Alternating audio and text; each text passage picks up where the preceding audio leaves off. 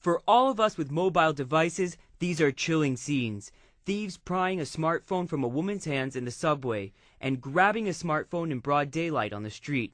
It's all part of a growing crime epidemic. Smartphone theft now accounts for an astounding 1 in 3 robberies across the United States. Police even have a name for it: apple picking. These devices are being taken point of gun. They're being taken after serious assaults.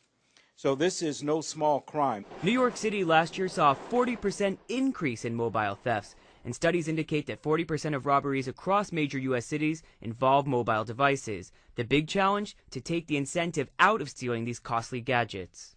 Well, a lot of the problem is that it's relatively easy for thieves to just swipe a phone, and once they have the device, they know that there's a resale value of several $100s. Until recently, there has been little reason for smartphone makers and wireless carriers to improve security. After all, if a phone is stolen, you've got to buy a new one. But officials like New York Congressman Eliot Engel are turning up the heat.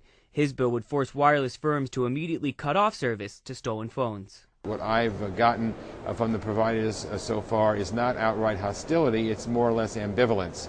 I think they should be leading the charge in order to prevent people from making money by stealing phones. Carriers point out they help set up a U.S. database to track stolen phones and shut them down. And just this week, Apple unveiled a so-called kill switch that would deactivate an iPhone completely the way you would a stolen credit card.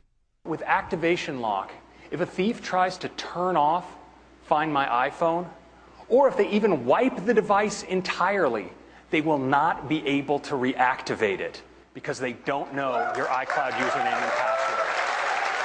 It remains to be seen whether hackers can get around Apple's newest security measure or whether anything at all can truly end smartphone theft. But rising crime makes this problem harder for the tech world to ignore. Samuel Burke, CNN, New York.